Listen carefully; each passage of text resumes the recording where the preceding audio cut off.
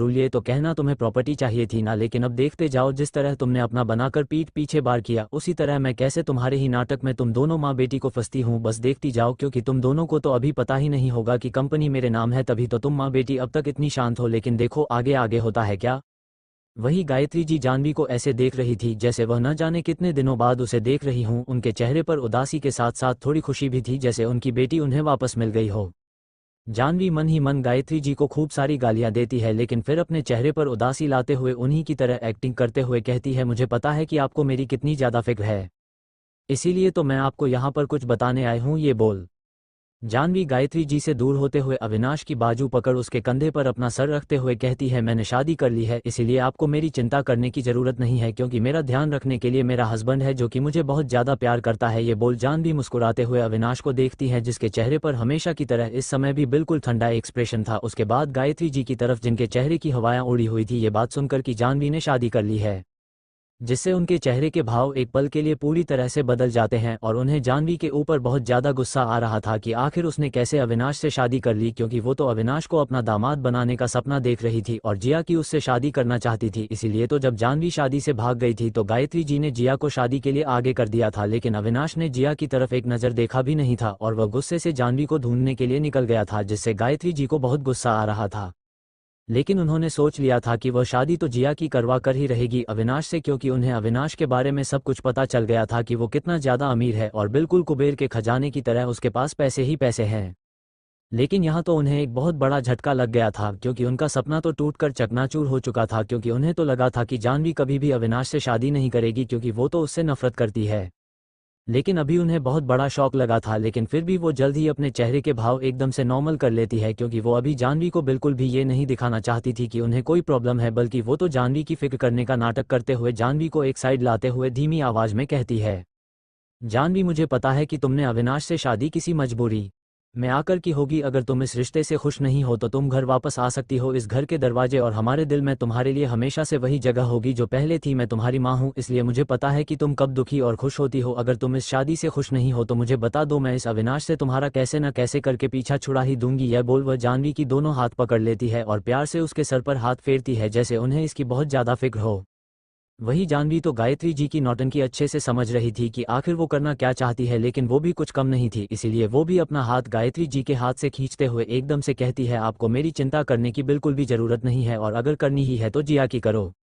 गायत्री जी जाह्नवी की ये बात सुन एक पल के लिए तो उसे देखने लग जाती है, लेकिन तभी जाह्नवी अपनी बात को संभालते हुए कहती है, मेरा मतलब मेरा ध्यान रखने के लिए तो मेरे पास ऑलरेडी है कोई, लेकिन जिया के पास तो सिर्फ आप हो ना, तो आप मेरे लिए परेशान मत हो। ये बोल जाह्नवी जल्दी से अविनाश के पास आ जाती है, जो अभी सोफे पर बैठा हुआ था किसी राजा की तरह। वही आज गायत्री जी को जाह्नवी का बिहेवियर थोड़ा अजीब लग रहा था, क्योंकि जिस तरह वह अविनाश से चिपक रही थी यह चीज़ उनकी आंखों में खटकने लगी, लेकिन वह अपने चेहरे से बिल्कुल भी जाहिर नहीं होने देना चाहती थी।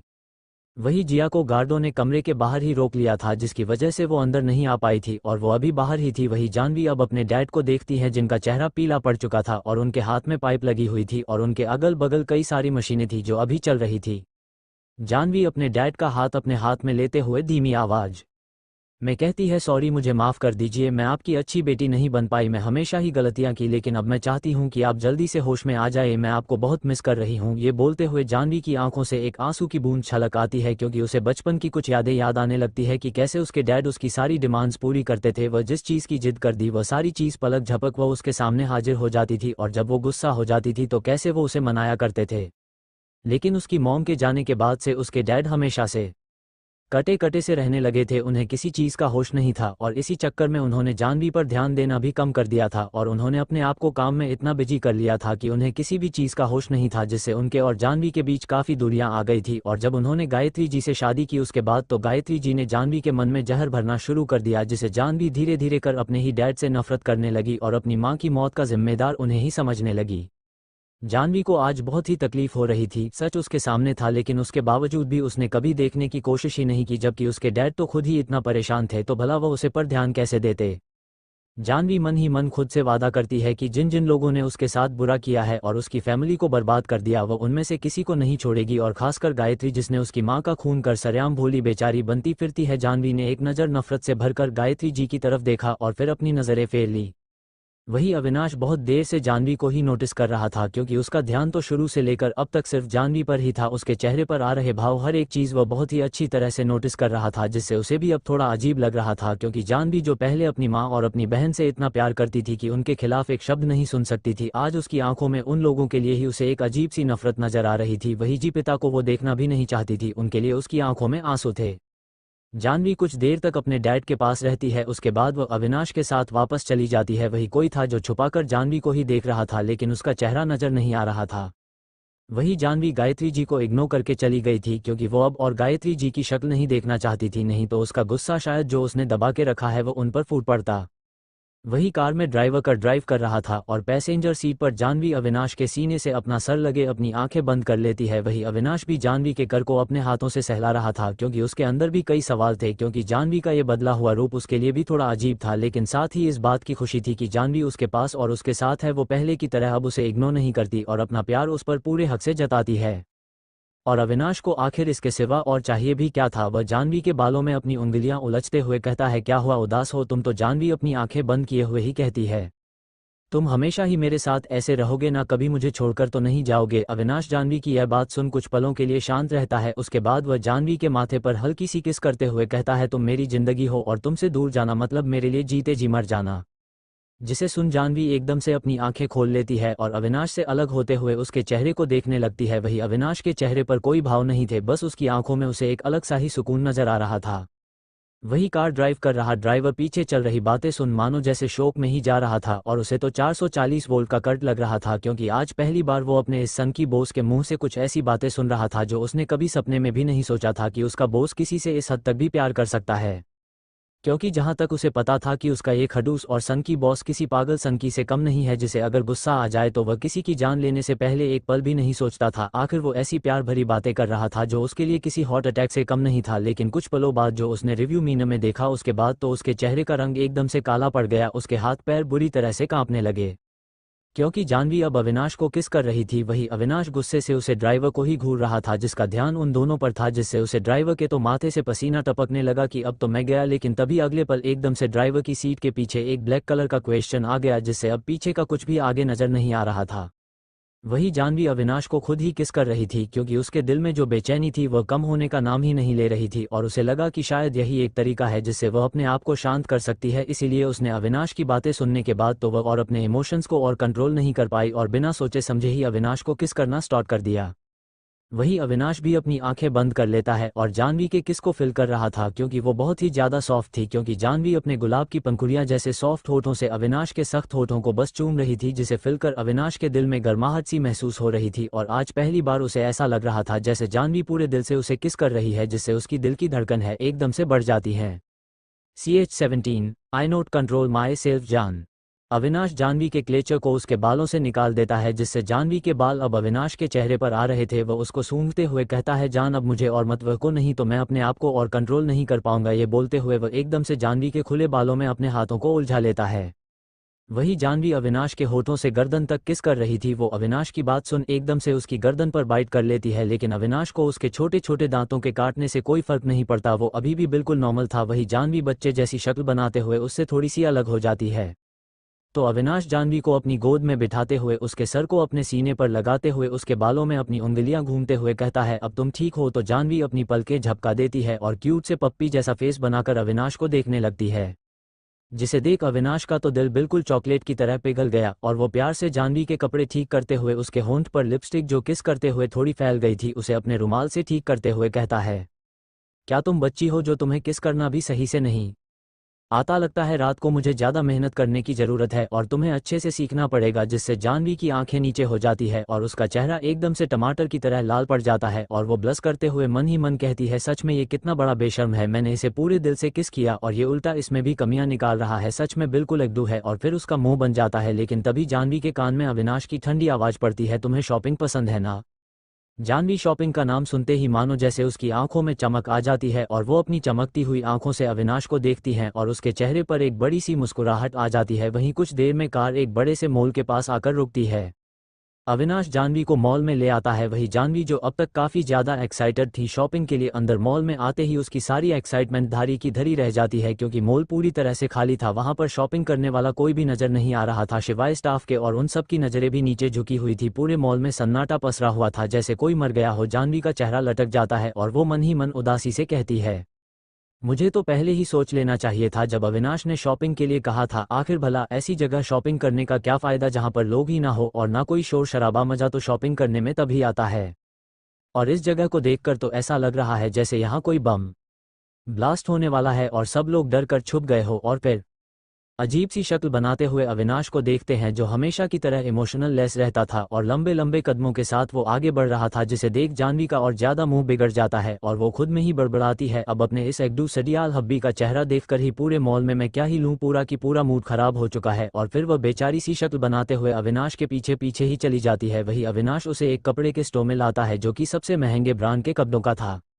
अंदर स्टोर में आते ही एक लाइन से कई सारे शॉप स्टाफ खड़े हुए थे, यहाँ तक कि मैनेजर भी की। तभी उनमें से एक सीनियर सेल्स गर्ल दोनों को ग्रेट करती है तो अविनाश अपनी ठंडी आवाज़ में सबसे बेस्ट डिज़ाइन के आउटफिट दिखाने के लिए कहता है। और फिर कुछ ही देर में जानवी को बिल्कुल प्रिंसेस वाला ट्रीटमेंट मिलने लगा था। उसके हाथ में कोल्ड ड्रिंक था और वो सामने कपड़ों का ढेर लग जाता है न्यू कलेक्शन का, जो कि अभी मार्केट में जल्द ही आए थे, और कुछ कलेक्शन ऐसे थे जो अभी मार्केट में अवेलेबल भी नहीं थे।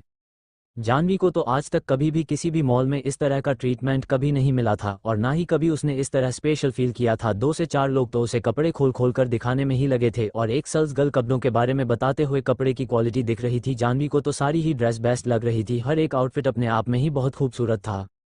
इसीलिए जानवी को तो कुछ समझ ही नहीं आ रहा था कि वह कौन सा ले, क्योंकि उसे तो सारे ही पसंद थे। इसीलिए जानवी बहुत ज़्यादा ही कंफ्यूज थी। तो वो अविनाश की तरफ देखती है जो अपने फ़ोन में कुछ कर रहा था। जानवी अविनाश की बाजू खींचते हुए कहती हैं, हब्बी मुझे तो कुछ भी समझ नहीं आ रहा कि आखिर मैं इनमें से कौन सी ड्रेस लूं, क्योंकि यह तो सारी अच्छी है। मैं बहुत ज़्यादा कंफ्यूज हूं, तुम मेरी थोड़ी हेल्प कर दो प्लीज़, अगर तुम बिजी नहीं हो तो प्लीज़ प्लीज़। ये बोलते हुए जानवी बिल्कुल क्यूट सी छोटी बच्ची की तरह लग रही थी जिसे देखकर 2 पत्थर भी पिघल जाए तो भला अविनाश कैसे नहीं पिघलता। जानवी की मासूमियत देख अविनाश को जानवी पर बहुत प्यार आने लगता है। इसीलिए अविनाश अपना फ़ोन पॉकेट में डालते हुए अपनी सर्द आवाज़ में कहता है, तुमसे ज़रूरी कुछ भी नहीं। और फिर वो जानवी के लिए आउटफिट देखने लगता है। वही जानवी अपने दोनों हाथों पर अपना चेहरा थामे अविनाश को ही देख रही थी जो ड्रेस सेलेक्ट करते हुए काफ़ी सीरियस लग रहा था और उसका ये सीरियस लुक बहुत ही ज़्यादा अट्रैक्टिव था जिसे देखकर तो जानवी उसमें खो सी गई थी। वही अविनाश भी जानवी के लिए कुछ ही देर में कुछ ड्रेस सेलेक्ट कर लेता है और जानवी की तरफ बढ़ते हुए कहता है, इसे ट्राई करो। तब जाकर जानवी अपने होश में आती है और एकदम से हड़बड़ाकर अविनाश को देखती है जो उसके सामने कपड़े को देते हुए कहता है, क्या तुम्हें इन्हें ट्राई करने में मेरी कोई हेल्प चाहिए? अगर हाँ तो मुझे कोई प्रॉब्लम नहीं है। जानवी एकदम से अविनाश की बात है सुनकर समझते हुए एकदम से हड़बड़ाहट के साथ अपनी गार्डन नाम में हिलाते हुए कहती है, नहीं नहीं मैं खुद कर लूंगी। यह बोल जानवी जल्दी से ड्रेस लेकर चेंजिंग रूम की ओर भाग जाती है और जल्दी से दरवाजा बंद कर जोर जोर से सांस लेने लगती है और अपने हाथ में लिए कपड़ों को सीने से लगाकर खुद में ही कहती है, ये हब्बी तो दिन पर दिन कुछ ज़्यादा ही फास्ट फॉरवर्ड होता जा रहा है, ऊपर से ठरकी भी आखिर में करूँ तो करूँ क्या इसका। ये बोलते हुए जानवी का चेहरा टमाटर की तरह लाल हो जाता है। कुछ देर बाद जानवी ड्रेस चेंज करके चेंजिंग रूम से बाहर आती है। वही अविनाश फिर से अपने फ़ोन में लग चुका था, इसीलिए उसका ध्यान चेंजिंग रूम की तरफ नहीं था। जानवी मुस्कुराते हुए अविनाश की तरफ देखती है जो अभी अपने फ़ोन में घुसा हुआ था, जिसे देखा उसका मुंह बन जाता है और वो मन ही मन अविनाश पर गुस्सा करते हुए कहती है, ये मुझे शॉपिंग पर लाया है या फिर अपना फ़ोन चलाने फिर से अपने फ़ोन में घुस गया, आखिर में करूँ तो करूँ क्या इसका। वही सेल्स गर्ल जानवी को देख मुस्कुराते हुए उसकी तारीफ करते हुए कहती है, मैम आप तो बहुत ही ज़्यादा ब्यूटीफुल लग रही है। और साथ ही और भी सेल्स गर्ल जानवी की तारीफ कर रही थी कि आप तो पहले से ही इतनी सुंदर है और इस ड्रेस में तो आप और भी ज़्यादा खूबसूरत लग रही हैं, जैसे ये ड्रेस आपके लिए ही बनी हो। वहीं सभी की तारीफ सुन अब अविनाश का भी ध्यान जानवी पर आता है जो अपने फ़ोन में नज़रें गड़ाए हुए था, और जब वो अपनी नज़रें उठाकर जानवी को देखता है तो मानो जैसे उसकी आंखें जम सी गई थी। जानवी इस ड्रेस में बहुत ही ज़्यादा खूबसूरत लग रही थी, उसके खुले बाल, उसकी नाक पर हल्का सा गुस्सा, उसके पतले होंठ जो हल्के हल्के हिल रहे थे जो अविनाश को बेचैन कर रहे थे और उसे बार बार अपनी तरफ खींच रहे थे। और ऊपर से जानवी की क्यूटनेस अविनाश को हमेशा की तरह इस बार भी पागल करने के लिए काफ़ी थे, जिससे अविनाश के दिल की धड़कनें एक बार फिर से थाम सी गई थी और वह अपने आप ही खड़ा हो जाता है और जानवी की तरफ बढ़ने लगता है। वही जानवी अविनाश को अपनी तरफ आता देख थोड़ा नर्वस हो जाती है क्योंकि उसे अविनाश की आंखों में एक अजीब सी चमक नजर आ रही थी और जिस तरह से वो उसे देख रहा था वो नज़रें तो जानवी को हमेशा ही नर्वस करने के लिए काफ़ी थी।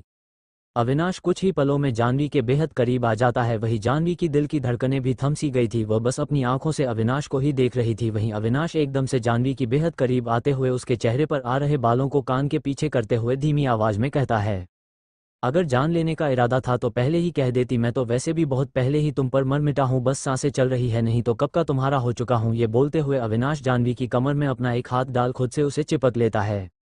जाह्नवी अविनाश की इस हरकत से एकदम से हर बढ़कर कहती है, ये क्या कर रहे हो, यहाँ पर और भी लोग हैं, मुझे यूँ यहाँ पर इतने लोगों के सामने एम्ब्रेस फील मत करवाओ, छोड़ो मुझे। जाह्नवी की यह बात सुन अविनाश के चेहरे पर हल्की सी हंसी आ जाती है और वह जाह्नवी के चेहरे पर प्यार से अपनी उंगलियां घूमते हुए कहता है, आखिर किसकी इतनी हिम्मत होगी जो मेरे सामने ही मेरी ही वाइफ को देखने की हिम्मत कर सके, और जब मैं उसके साथ हूं तो। ये बोलते हुए अविनाश के चेहरे पर कोल्ड लुक आ जाता है। वही जाह्नवी अविनाश की बातें सुन शॉप स्टाफ की तरफ देखती है, जिन सभी की नजरें नीचे थी और सर झुके हुए।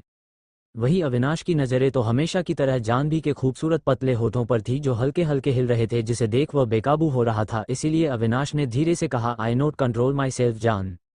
जाह्नवी अविनाश की बातें सुन जैसे ही समझती है तो एकदम से घबरा जाती है और वह बेचारी कुछ रिएक्ट कर पाती उससे पहले ही उसे अपने सॉफ्ट होठों पर अविनाश के सख्त और ठंडे होठ महसूस होते हैं, और उसके मुंह से तो जैसे आवाज़ ही नहीं निकाल पाती, और वह अपनी आंखें बड़ी बड़ी कर अविनाश के चेहरे को ही देख रही थी। वही अविनाश की किस भी पेसनेट होती जा रही थी, जिसे जाह्नवी की आंखें अपने आप ही कुछ ही देर में बंद हो गई।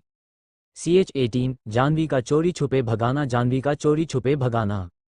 जाह्नवी और अविनाश वापस घर आ चुके थे और जाह्नवी थोड़ा गुस्से में लग रही थी, क्योंकि अविनाश ने मॉल में कुछ ज़्यादा ही थड़कीपन दिखा दिया था और उसके नाजुक से होठों को भी बेरहमी से बाइट कर लिया था, जिससे जाह्नवी बस रास्ते भर अविनाश को घूरते हुए आई, क्योंकि पूरे मॉल में तो उसने उसे वैसे ही पूरा बदनाम कर दिया था, जिससे जाह्नवी अविनाश पर गुस्से से गरजते हुए चिल्लाई भी थी और शॉपिंग बीच में ही छोड़कर वापस आ गई, जिसे जाह्नवी अविनाश से थोड़ी नाराज थी।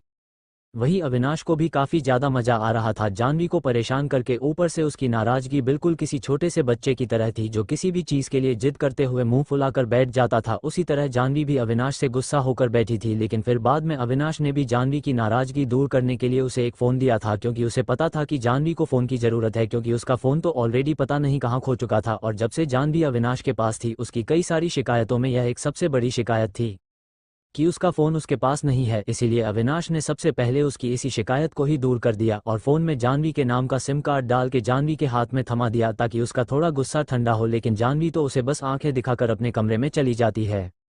वही अविनाश भी अब स्टडी रूम में चला जाता है और ऐसे ही शाम हो जाती है जब वो स्टडी रूम से बाहर निकलता है और फिर एक नज़र अपने कमरे की तरफ देखता है और वह से निकल जाता है।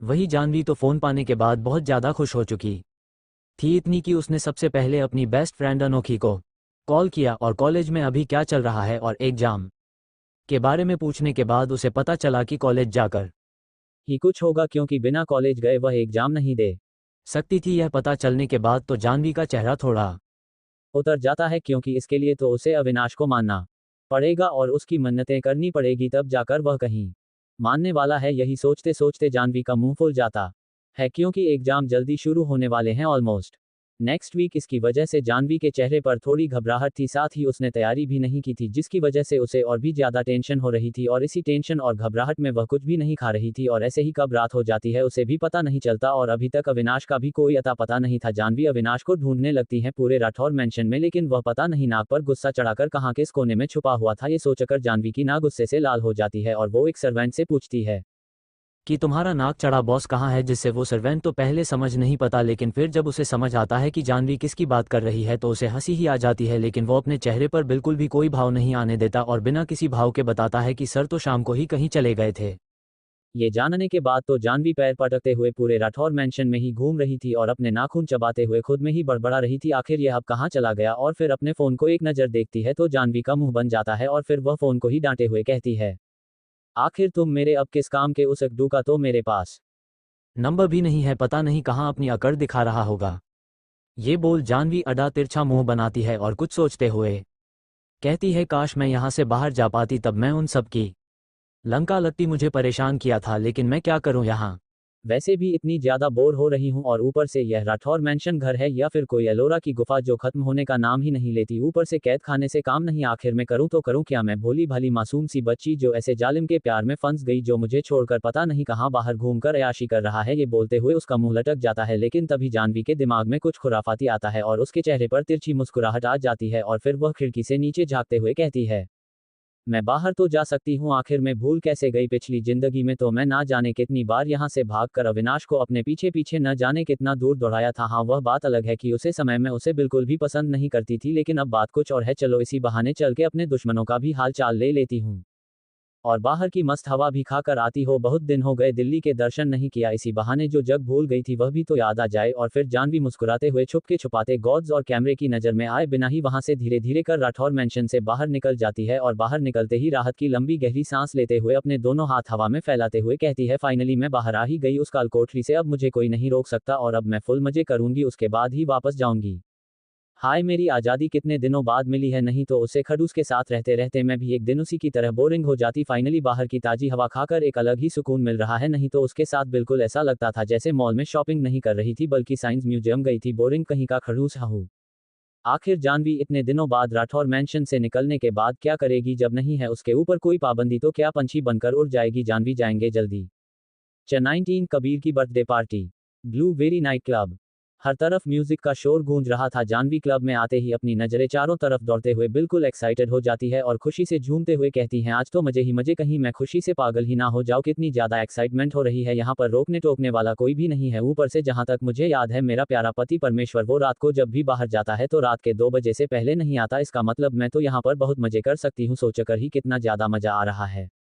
जाह्नवी खुद में ही वधवाते हुए डांस फ्लो पर चली जाती है, जहां पर पहले से ही काफी सारे लोग झूम झूम कर डांस कर रहे थे, जिनमें से तो बहुत सारे लोग कॉलेज स्टूडेंट ही थे जो यहाँ पार्टी के आए थे, इसीलिए पीकर टल्ली भी थे, और जो नहीं थे वो पीकर पार्टी एंजॉय कर रहे थे। जाह्नवी भी डांस करते हुए एक ड्रिंक उठा लेती है और एक घूंट में पीते हुए डांस करने लगती है। उसे मजा आ रहा था, इसीलिए वो और भी ज्यादा एनर्जी के साथ डांस करने लगती है। और ऐसे ही कुछ देर बाद वो थक कर डांस फ्लोर से नीचे आ जाती है कि तभी उसकी टक्कर किसी से हो जाती है और वो सॉरी बोलकर आगे जाने लगती है क्योंकि टक्कर बहुत ही धीरे से लगी थी। लेकिन तभी उसके कान में किसी की मीठी आवाज पड़ी, जिसे सुन एकदम से जाह्नवी पीछे मुड़कर देखती है और उसके चेहरे पर बड़ी सी मुस्कुराहट आ जाती है क्योंकि सामने खूबसूरत सी ड्रेस में खड़ी लड़की कोई और नहीं उसकी रूबी थी, उसकी बचपन की दोस्त, जिसे देखकर तो जाह्नवी खुशी से चाहते हुए कहती है, रूबी तू यहाँ। तो रूबी भी खुशी से जाह्नवी को गले लगाते हुए कहती है, जानू मेरी जान तू यहाँ पर, आई मिस यू यार, तुझे मैंने कितना ज्यादा मिस किया। आखिर 1 महीने से कहाँ गायब हो गई थी, तेरा तो कुछ अता पता ही नहीं था। तो जाह्नवी भी रूबी को टाइटली हक कर लेती है जैसे ना जाने कितने बिछड़े हुए जन्म के साथी हो। वही जाह्नवी तो काफी ज्यादा इमोशनल हो गई थी क्योंकि उसके लिए तो कई सालों का सफर कब का खत्म हो गया था। इसीलिए जाह्नवी अपनी नम आंखों से आंसू पोंछते हुए रूबी को देखती है, जिसे जिंदा सही सलामत देख जाह्नवी के आंखों के आंसू रुकने का नाम ही नहीं ले रहे थे क्योंकि पिछली जिंदगी में रूबी ने सुसाइड कर लिया था, क्योंकि उसका गैंग रेप हुआ था एक बर्थडे पार्टी में और उसकी हालत बहुत ज़्यादा ख़राब हो गई थी और वो हॉस्पिटल के बेड पर पड़ी दर्द से तड़प थी। और वही दूसरी तरफ रूबी के गुनाहगार जो बड़े बाप की बिगड़ी हुई औलाद थी, वो सभी लड़के अपने पैसों के दम पर जेल से छूट गए थे और रूबी को कैरेक्टरलेस साबित कर दिया गया था, जिसके बाद रूबी ने सुसाइड कर लिया था। और उस समय जाह्नवी को कुछ भी पता नहीं था रूबी के बारे में, क्योंकि उस समय तो खुद जाह्नवी अविनाश की कैद में थी, जिसकी वजह से उसे बहुत टाइम बाद रूबी के बारे में पता चला था और वो उसे आखिरी बार देख भी नहीं पाई थी, जबकि वो उसकी बेस्टी थी।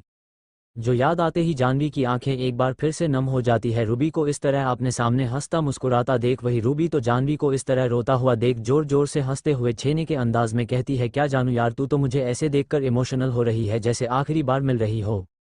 और फिर जल्दी से जाह्नवी के मोटे मोटे आंसू को पोंछते हुए कंधे से पकड़ कहती है, अरे यार मैं तो मजाक कर रही हूँ, लेकिन तू तो कुछ ज्यादा ही सीरियसली होकर रो रही है। ऊपर से ये म्यूजिक भी ना नॉन स्टॉप कान में बज रहा है, कान के पर्दे ही फाड़ देंगे सारे। वैसे जानू तूने बताया नहीं, तू यहाँ कैसे? ये बोल रूबी जाह्नवी की तरफ ही देख रही थी। वहीं जाह्नवी तो अभी भी अपनी खाली आंखों से रूबी को ही देख रही थी, लेकिन तभी रूबी अपने सर पर हल्की सी चपेट लगाते हुए कहती है, मैं भी ना कितनी बड़ी स्टूपिड हो, कब से खुद ही बोल रही हो ये जानने के बाद भी कि तुझे कुछ भी इतने लाउड म्यूजिक में सुनाई नहीं देगा, उसके बाद भी इतनी बकर बकर कर रही हूँ।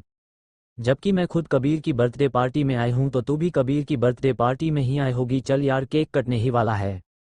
जाह्नवी को रूबी की बातें सही से सुनाई नहीं देती क्योंकि यहाँ कुछ ज़्यादा ही शोर हो रहा था कि तभी उसे रूबी खींचते हुए अपने साथ ले जाती है, जहाँ पर उसके कॉलेज के बाकी स्टूडेंट भी है और वो सभी के सभी कबीर को घेर के खड़े थे, जो कि आज बर्थडे बॉय था, इसीलिए हमेशा की तरह आज उसका लुक थोड़ा डिफरेंट था और वो आज स्मार्ट भी लग रहा था।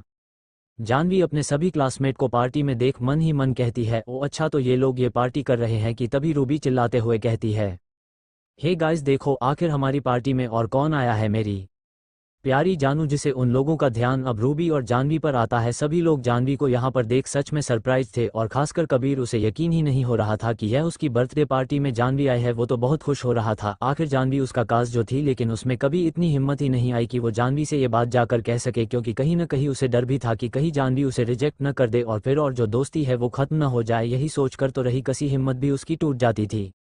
वही जानवी अपने पुराने क्लासमेट को देख काफ़ी खुश थी क्योंकि उसे अब अच्छे से पता था कि कौन उसका दोस्त है और कौन उसका दुश्मन। वहीं वो सब भी जानवी को देख कुछ खुश थे तो कुछ लोगों के मुंह बने हुए थे, खासकर रिया और उसकी चमचियों का, जिन्हें जानवी फूटी आंख नहीं भाती थी क्योंकि जानवी कॉलेज में अपनी पढ़ाई और गुड लुक्स की वजह से कुछ फेमस थी, जबकि वो हाई सोसाइटी से भी विलोम नहीं करती थी और वही रिया हाई सोसाइटी से विलोम करती थी। लेकिन फिर भी जानवी उसे ज़्यादा पॉपुलर थी पूरे कॉलेज में, जिसकी वजह से रिया जानवी को बिल्कुल पसंद नहीं करती थी।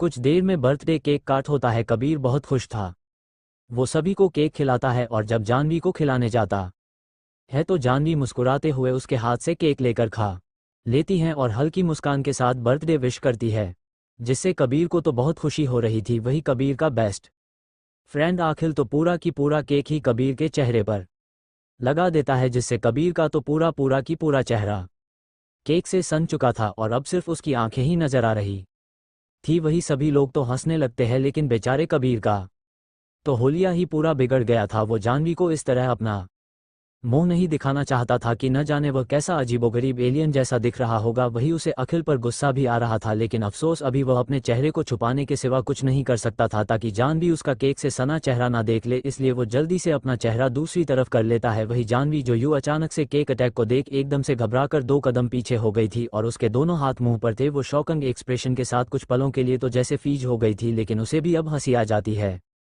क्योंकि कबीर का पूरा चेहरा ही नहीं बाल वाल सब खराब हो गए थे। लेकिन वह अपनी हंसी दबाते हुए अपना चेहरा दूसरी तरफ कर लेती है ताकि कबीर को ज़्यादा एम्ब्रेस फील ना हो, क्योंकि जानवी जानती थी कि कबीर बहुत ज़्यादा ही सायम है, क्योंकि पिछली जिंदगी में भी कबीर के साथ बहुत कुछ उल्टा सीधा हो चुका था, जिससे वह हमेशा ही सबके बीच मजाक बनकर रह जाता था। लेकिन बेचारा किसी को कुछ बोल भी नहीं पता था, लेकिन दिल का बहुत अच्छा लड़का था और उसने जानवी के लिए बहुत कुछ किया था। वह हमेशा ही जानवी की हेल्प करता था, चाहे छोटा हो या बड़ी। वो कभी किसी को किसी चीज़ के लिए मना नहीं करता था और एक बार तो उसने जानवी को बचाने के चक्कर में अविनाश के बॉडीगार्ड के हाथों बहुत सारी मार भी खाई थी, इतनी कि बेचारा हॉस्पिटल पहुंच चुका था। ये सब याद आते ही जानवी के चेहरे पर प्यारी सी मुस्कुराहट आ जाती है। ये कबीर आज भी पहले की तरह ही बहुत स्वीट है, लेकिन तभी जानवी को रूबी का याद आता है क्योंकि वो उसे नजर नहीं आ रही थी, जिसे जानवी का माथा एकदम से ठनक जाता है और उसे कुछ गलत होने का एहसास होने लगता है, जैसे पिछली जिंदगी में हुआ था। ये सोचकर ही जानवी का चेहरा एकदम से फीका पड़ जाता है और उसे अब रूबी की बहुत ज़्यादा चिंता होने लगती है कि कहीं रूबी के साथ फिर से वही ना हो जो पिछली बार हुआ था। ये सोचकर ही जानवी एकदम से घबराकर अपने क्लासमेट से रूबी के बारे में पूछती है तो उसे पता चलता है कि वो तो वॉशरूम गई है। ये सुनकर जानवी एकदम से वॉशरूम की ओर भागती है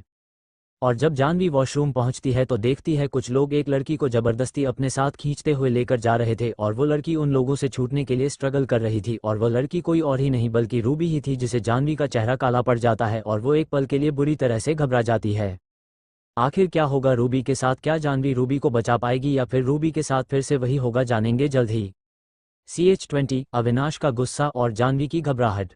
जानवी वॉशरूम पहुंचती है तो देखती है कुछ लोग एक लड़की को जबरदस्ती अपने साथ खींचते हुए लेकर जा रहे थे और वो लड़की उन लोगों से छूटने के लिए स्ट्रगल कर रही थी और वह लड़की कोई और ही नहीं बल्कि रूबी ही थी, जिसे जानवी का चेहरा काला पड़ जाता है और वो एक पल के लिए बुरी तरह से घबरा जाती है और जल्दी से भगाते रूबी के पास आती है और जोर से चिल्लाते कहती है, तुम लोग ये क्या कर रहे हो मेरी फ्रेंड के साथ? जिससे उन सभी लड़कों का ध्यान अब जानवी पर आ जाता है। वहीं जानवी भी गुस्से से उन सभी लड़कों को धक्का मार रूबी के पास आ जाती है और उसे संभालते कहती है, तू ठीक तो है ना? वहीं रूबी के होठों के किनारों से हल्का खून निकल रहा था। वह जानवी को देख खुशी से उस गले लगाते रोने लगती है, जिससे जानवी उन सभी लड़कों को घूरने लगती है जो उसे देख हंस रहे थे कि तभी उनमें से एक लड़का कहता है, अरे यार हमारे तो डबल मजे हो गए, वैसे ये दूसरी वाली भी कम खूबसूरत नहीं है, बिल्कुल कड़क माल है यार, हम तो बस बेमतलब में ही परेशान हो रहे थे कि भला इस एक लड़की को हम चारों आपस में कैसे डिवाइड करेंगे, लेकिन अभी तो एक से भले 2 सरी की सारी प्रॉब्लम ही खत्म हो गई। लगता है भगवान भी हम पर आज कुछ